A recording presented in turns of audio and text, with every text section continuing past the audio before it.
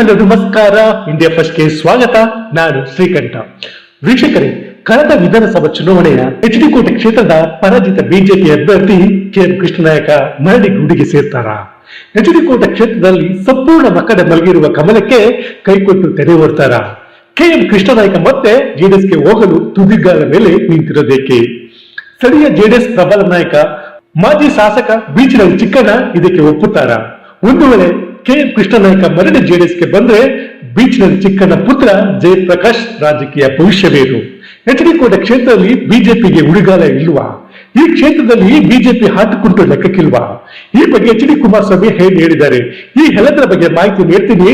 ಅದಕ್ಕೂ ಮುನ್ನ ಹೊಸದಾಗಿ ನಮ್ಮ ಚಾನೆಲ್ ನೋಡ್ತಿದ್ರೆ ಸಬ್ಸ್ಕ್ರೈಬ್ ಮಾಡಿ, ಒಂದು ಲೈಕ್ ಕೊಟ್ಟು ವಿಡಿಯೋ ಶೇರ್ ಮಾಡಿ.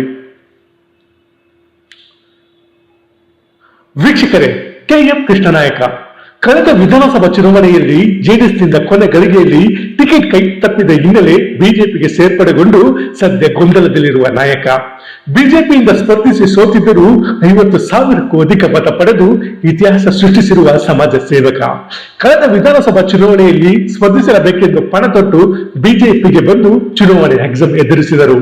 ಆದ್ರೆ ಕ್ಷೇತ್ರದಲ್ಲಿ ಕೆಳಗೊಂಡಿರುವ ಬಿಜೆಪಿ ಎಕ್ಸಾಮ್ನಲ್ಲಿ ಸೋತರು.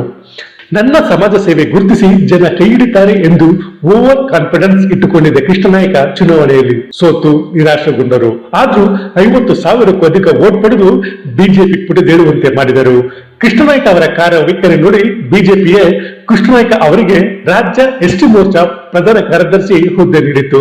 ಆದ್ರೆ ಯಾಕೋ ಏನೋ ಬಿಜೆಪಿಯಲ್ಲಿ ಕೃಷ್ಣನಾಯಕ ಸಂಪೂರ್ಣ ಮಂಕಾದರು.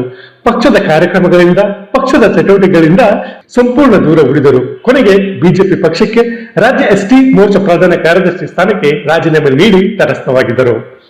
ವೀಕ್ಷಕರೇ, ಇದೀಗ ಕೃಷ್ಣನಾಯಕ ಫುಲ್ ಆಕ್ಟಿವ್ ಆಗಿದ್ದಾರೆ. ಇತ್ತೀಚೆಗೆ ಕೇಂದ್ರ ಸಚಿವ ಜೆಡಿಎಸ್ ವರಿಷ್ಠ ಕುಮಾರಸ್ವಾಮಿ ಅವರನ್ನು ಭೇಟಿ ಮಾಡಿ ಬಂದ ಬಳಿಕ ಮೊದಲಿನಂತೆ ಮುಖದಲ್ಲಿ ನಗು ಕಾಣಿಸುತ್ತಿದೆ. ಇದಕ್ಕೆ ಕಾರಣ ಎಚ್.ಡಿ. ಕುಮಾರಸ್ವಾಮಿ ಕೊಟ್ಟಿರುವ ಆ ಒಂದು ಭರವಸೆ. ಅಷ್ಟಕ್ಕೂ ಅವರು ಕೊಟ್ಟಿರುವ ಭರವಸೆ ಏನು ಅದನ್ನೇ ಹೇಳ್ತೀವಿ ನೋಡಿ. ವೀಕ್ಷಕರೇ, ರಾಜಕೀಯದಲ್ಲಿ ಏಳು ಬೀಳು ಕಾಮನ್. ಸೋತಿದೀವಿ ಅಂತ ಯೋಚನೆ ಮಾಡದ ಕುಳಿತರೆ ಅವರ ರಾಜಕೀಯ ಭವಿಷ್ಯಕ್ಕೆ ಪೆಟ್ಟು ಬೀಳುತ್ತೆ. ಇನ್ನು ಒಂದು ಪಕ್ಷದಿಂದ ಮತ್ತೊಂದು ಪಕ್ಷಕ್ಕೆ ಚುನಾವಣೆ ಸಂದರ್ಭದಲ್ಲಿ ಜಂಪ್ ಮಾಡೋದು ಕೂಡ ಕಾಮನ್. ಅದೇ ರೀತಿ ಇದೀಗ ಕೃಷ್ಣನಾಯಕ ಮತ್ತೆ ಜೆಡಿಎಸ್ ಸೇರಲು ತುದಿಗಾಲ ಮೇಲೆ ನಿಂತಿದ್ದಾರೆ. ಇದಕ್ಕೆ ಕಾರಣ ಕ್ಷೇತ್ರದಲ್ಲಿ ಜೆಡಿಎಸ್ ಇರುವ ಶಕ್ತಿ, ಕ್ಷೇತ್ರದಲ್ಲಿ ಜೆಡಿಎಸ್ ಇರುವ ಜನ ಬೆಂಬಲ, ಕ್ಷೇತ್ರದಲ್ಲಿ ಜೆಡಿಎಸ್ ಇರುವ ಒಂದು ಮನೋಭಾವನೆ. ಹೇಳಿಕೆಯಲ್ಲಿ ಬಿಜೆಪಿ ಒಂದು ಬಾರಿ ಎಚ್.ಡಿ. ಕೋಟೆ ಕ್ಷೇತ್ರದಲ್ಲಿ ಗೆದ್ದಿಲ್ಲ.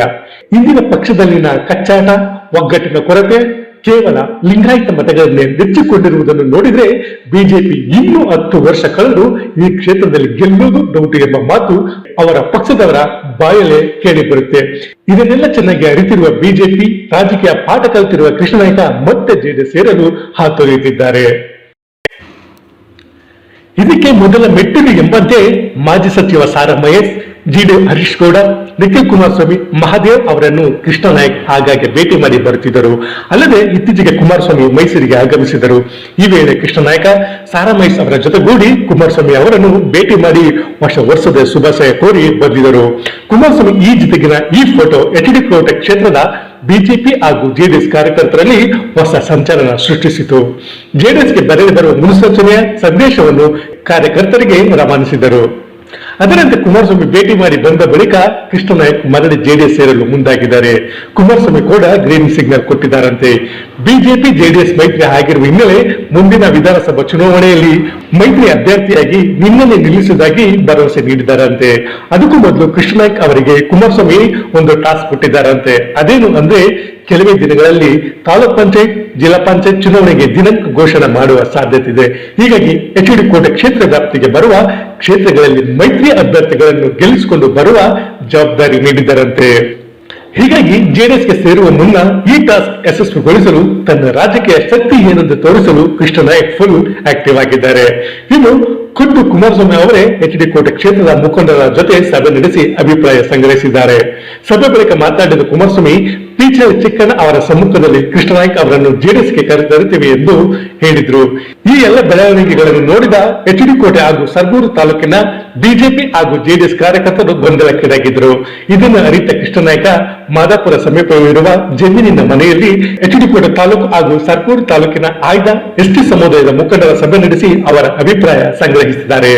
ಸಭೆಯಲ್ಲಿ ಪಾಲ್ಗೊಂಡಿದ್ದ ಉಭಯ ತಾಲೂಕುಗಳ ಎಸ್ಟಿ ಸಮುದಾಯದ ಲೋಕಲ್ ಲೀಡರ್ಸ್ ನೀವು ಯಾವುದೇ ಪಕ್ಷಕ್ಕೆ ಸೇರ್ಪಡೆಗೊಂಡರೂ ಬೆಂಬಲಿಸುವುದಾಗಿ ಭರವಸೆ ನೀಡಿದ್ದಾರೆ. ಆದ್ರೆ ಬಿಜೆಪಿ ಲೀಡರ್ಸ್ ಮಾತ್ರ ನಿಮ್ಮನ್ನು ಬೆಂಬಲಿಸುತ್ತೇವೆ, ಆದ್ರೆ ಪಕ್ಷ ಬಿಟ್ಟು ಜೆಡಿಎಸ್ಗೆ ಬರಲ್ಲ ಅಂತ ಹೇಳಿದರಂತೆ. ಬಿಜೆಪಿ ನಾಯಕರು ಈ ರೀತಿ ಹೇಳೋದಕ್ಕೂ ಕಾರಣ ಇದೆಯಂತೆ. ಆಲ್ರೆಡಿ ಒಂದು ಪಾಠ ಕಲಿತಿರುವ ಕೃಷ್ಣನಾಯ್ಕ ಈಗಲೂ ತಮ್ಮ ಬೆಂಬಲಿಗೆ ಮಾತ್ರ ಜಾಸ್ತಿ ಆದ್ಯತೆ ನೀಡ್ತಾರಂತೆ. ಹೀಗಾಗಿ ಬಿಜೆಪಿಯಲ್ಲಿ ಇರುವ ನಾಯಕರು ಕೃಷ್ಣ ನಾಯಕರ ಜೊತೆ ಬರಲು ಹಿಂದೇಟಾಗ್ತಾರಂತೆ. ವೀಕ್ಷಕರೇ, ಕೃಷ್ಣನಾಯ್ಕ ಮತ್ತೆ ಜೆಡಿಎಸ್ಗೆ ಬಂದ್ರೆ ಜಯಪ್ರಕಾಶ್ ರಾಜಕೀಯ ಭವಿಷ್ಯ ಏನು? ಈ ಬಗ್ಗೆ ಮುಂದಿನ ಸಂಚಿಕೆಯಲ್ಲಿ ಜಯಪ್ರಕಾಶ್ ಅವರನ್ನೇ ಖುದ್ದು ಮಾತನಾಡಿಸುವ ಪ್ರಯತ್ನ ಮಾಡ್ತೇವೆ. ಅಲ್ಲಿ ಅವರಿಗೆ ನ್ಯೂಸ್ ಅಪ್ಡೇಟ್ಗಾಗಿ ನೋಡ್ತಾ ಇರಿ ಇಂಡಿಯಾ ಫಸ್ಟ್, ನಿರ್ಭೀತಿಯಿಂದ ನಿಮಗಾಗಿ.